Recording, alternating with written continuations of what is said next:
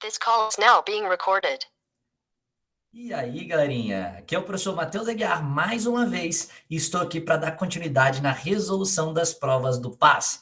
Hoje vamos responder a prova do PAS 1 de 2019. Subprograma 2019, PAS 1 2019. Vamos lá. Ó, vou compartilhar com você a minha tela para você acompanhar a resolução, então fique atento. Vamos lá. Vai aparecer agora para você aí, meus queridos. Tá aí. Olha só. Mas 2019, nós fizemos a questão já lá do descobro, né, coisa e tal, o atleta lançando um disco, na verdade ele não está lançando, né, ele está no equilíbrio estático, é uma estátua, e aí trabalhamos equilíbrio estático, agora vamos para outra questão, uma questãozinha aí sobre pirâmides, né, pirâmides aí, é uma das obras, né, uma das obras abordadas na prova do PAS, beleza? E aí ele fala um pouquinho sobre as pirâmides e coisa e tal, e nos traz uma informação para resolução na parte da física. A figura a seguir ilustra um grupo de trabalhadores puxando um bloco de massa M, 2.100 kg, na subida de uma rampa, com 30 graus de inclinação. Se o bloco for solto, ele permanece estático. Então, né, se ele for solto, ele permanece estático, beleza? Em equilíbrio na iminência do movimento, a altura h é igual a 10 metros. E nessa situação, coeficiente de atrito dinâmico, vamos botar aqui, né? Coeficiente de atrito dinâmico é metade do coeficiente de atrito estático, informação que certamente será importante para a nossa resolução, beleza? Então, olha só, com referência ao texto apresentado e à situação descrita, julgue os itens. Na situação apresentada, a força de atrito ela é conservativa, né? Errado. A força de atrito ela não é conservativa. É sim, porque ela está conservando o repouso. Ô, meu querido, a ideia não é essa não, tá? Sai fora, não é isso não. Ué, professor, e o que que é? Bom, a ideia da força de atrito é que ela é uma força capaz de dissipar a energia mecânica, transformando a energia mecânica em energia térmica, por exemplo, em energia sonora, né? E por aí vai. Como assim, professor? Esfrega uma mão na outra. A energia mecânica associada, né, a esse movimento é energia de movimento, energia cinética. Então, energia cinética é um tipo de energia mecânica, e repara que minhas mãos estão esquentando devido ao contato, né, devido ao atrito entre as duas. Então, o atrito faz com que parte da energia de movimento das minhas mãos seja transformado em calor, né? E eu percebo, né, o aquecimento da superfície aí da minha mão. Eu também consigo ouvir. Eu consigo ouvir porque parte da energia cinética também é transformada em energia sonora. Né? Então, perceba, galerinha, que nesse caso, nós temos uma força dissipativa, uma força não conservativa, uma força capaz de transformar a energia mecânica, por exemplo, em outro tipo de energia, né? Capaz de dissipar a energia mecânica, beleza? Então, tá aí, atrito não é uma força conservativa. A partir das informações apresentadas, infere-se que, na rampa, o coeficiente de atrito dinâmico é igual à raiz de 3 sobre 6. Lembra que ele falou aqui, ó, o coeficiente de atrito dinâmico é metade do coeficiente de atrito estático. Então, né, 74. Primeira informação, você já anota a informação que ele te deu, né, porque certamente é uma informação importante. Então, vamos lá. Ó, ele falou que o coeficiente de atrito dinâmico é metade do coeficiente de atrito estático, beleza?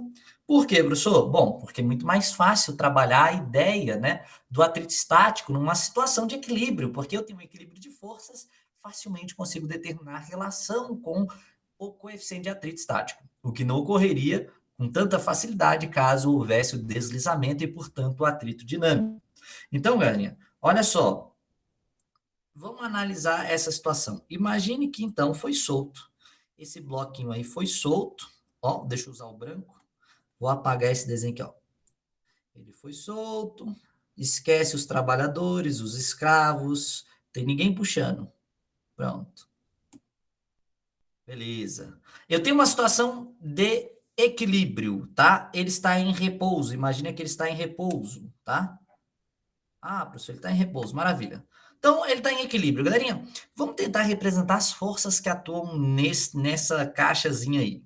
Nós sabemos que nessa caixa devem atuar quais forças? Professor, força-peso. Ah, força-peso, com certeza tem aí, professor. Tem a força-peso.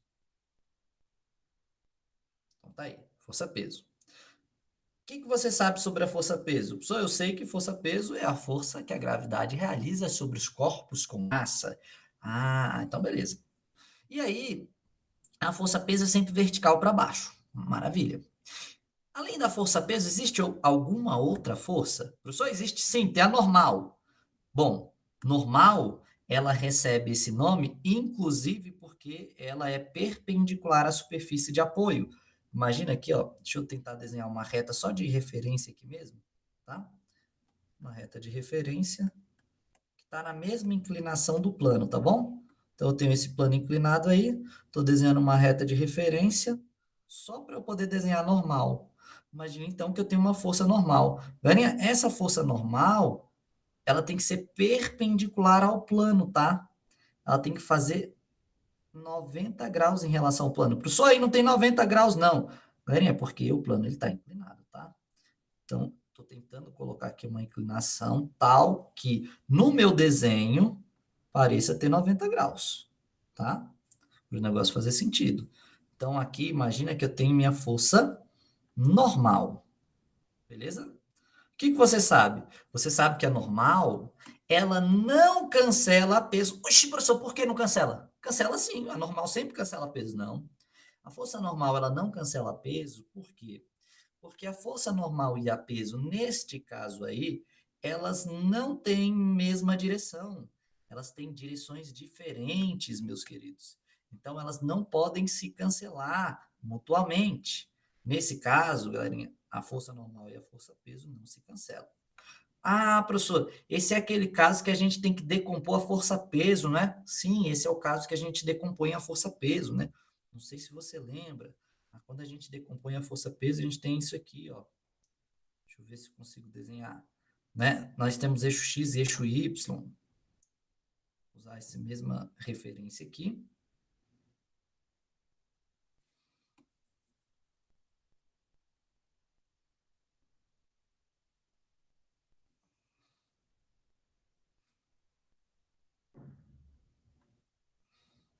Imagina que aqui seja o eixo X, tá? E aqui seja o eixo Y, beleza? Aí, quando a gente decompõe uma força, o que que a gente tem? Quando a gente decompõe a força, a gente tem uma situação assim, ó. Deixa eu colocar aqui. Nós vamos ter uma componente que nós chamamos de componente X e uma componente Y da força que atua naquele ponto, né? Vou desenhar aqui uma componente X e galera, ó, o programinha deu problema, travou. É, meus queridos, de vez em quando, né, a Microsoft nos presenteia com seus problemas aí nos seus softwares, né? Eles travam aí o tempo todo. Não acontece com os sistemas da Apple, né? Que coisa, a Microsoft tem que evoluir muito, hein? Ó, isso aqui é a reta para eu decompor a força Fx, se você lembra. Quem que é a força Fx? É a força que parte da origem da força peso e vai até o encontro da pontilhada. Aqui nós temos o que nós chamamos de força peso na direção x. Componente da força peso que se encontra na direção x. E daí nós temos a componente, né, na direção y. Então, na direção y, nós temos aqui essa componente aqui, ó. Aí, na direção y, nós vamos desenhar a componente que parte da origem do vetor peso até o encontro da pontilhada, beleza? Então, nós temos aí a força peso, a parte da força peso que se encontra na direção y. Toda vez que você decompõe uma força, você esquece aquela força, porque agora ela foi dividida em Px e Py. A gente esquece a peso, beleza?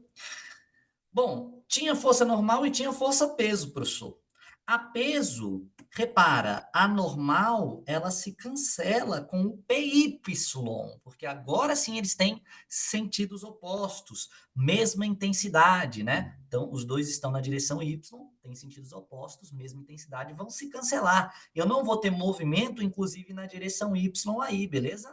Não vou ter movimento, vamos dizer assim, né? Nessa direção, ou melhor, não vou ter resultante, aceleração nessa direção.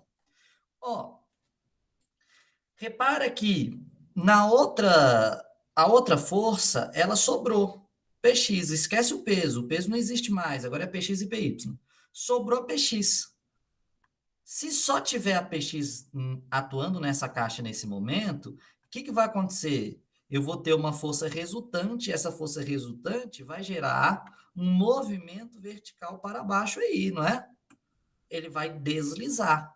Mas ele não está deslizando, professor. Ele disse que a caixa está em equilíbrio, ela está em repouso, professor.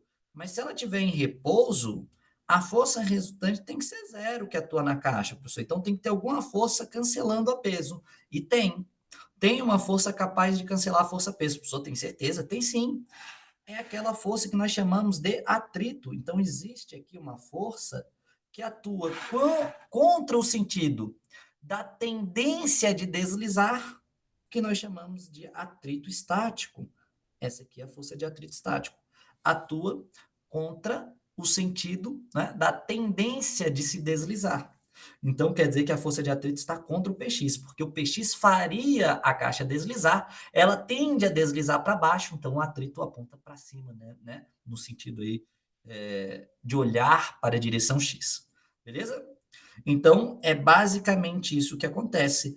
É claro, né? É como se a força Px, então, se cancelasse com a força. Deixa eu colocar aqui. É como se o Px se cancelasse com o Fat. E daí nós temos uma força resultante igual a zero. Beleza? A Py se cancelou com a normal e a Px se cancelou com o Fat. E nós temos uma situação de força resultante igual a zero. Ah, professor, por que você colocou tudo isso? Porque eu quis que você percebesse o seguinte, que já que a força resultante é zero, já que a força resultante é igual a zero, qual é a consequência disso? Bom, nós tivemos duas consequências. Nós tivemos que a normal se cancelou com a PY e, portanto, são iguais. A normal se cancelou com a PY. E nós tivemos também que, né, a força peso na direção X se cancelou com a Fat. Então, o Fat estático, claro, é igual a Px, beleza? Então, essa é a relação que nós enxergamos aí logo de cara. Deixa eu só diminuir o calibre aqui, né? Dessa caneta, pronto, para ficar melhor.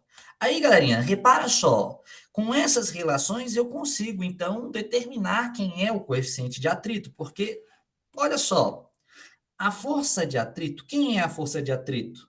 É o Mi estático vezes a normal. E repara, se você descobre o Mi estático, você descobre o Mi dinâmico, porque o Mi dinâmico é metade do estático. Então, o Mi estático vezes a normal é o que nós conhecemos como força de atrito. Força de atrito é Mi vezes N. E o Px, galerinha? Px, bom, professor, tem que olhar lá na figura, professor, porque o Px, eu posso usar o Px para calcular o Px seno ou cosseno. Mas olha só, se você lembra, né, das aulas aí, você lembra que esse ângulo é o ângulo de 30 graus. Né? O ângulo que a PY faz com P é o ângulo de inclinação do plano inclinado, né? É exatamente o mesmo ângulo? Sim. E aí qual é o macete para determinar se usa seno ou cosseno em PY e PX? É fácil. Se PY está coçando o ângulo, se PY está coçando o ângulo, então para calcular PY, aí você faz assim, ó, PY é o P que coça o ângulo de 30 graus. E o PX, professor, o PX. Bom, PX é o P, vamos olhar, vamos olhar. PX é o P que está sem o ângulo de 30 graus. Então, professor, peraí. PX é o P que está sem o ângulo de 30 graus. Oh, professor, se fosse assim eu lembrava muito fácil, professor. Por que você não disse isso antes? Ah, então estou te colocando aqui, ó. O que é PX? PX é a parte do peso que está sem o ângulo de 30 graus, né? Um macetezinho. Mas lá é trigonometria do triângulo retângulo, tá? Um é cateto adjacente, outro é cateto oposto, por isso que um usa seno e o outro usa cosseno. Dê uma revisada em decomposição vetorial, vai te ajudar bastante. Galerinha, então mi vezes n é igual a P seno de 30, beleza? Repara, eu quero descobrir a relação com mi, beleza? Quero descobrir a relação com mi.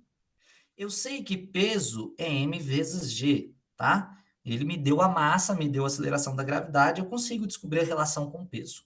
Eu sei que seno de 30 é meio, é 1/2. Beleza. E o n, galerinha?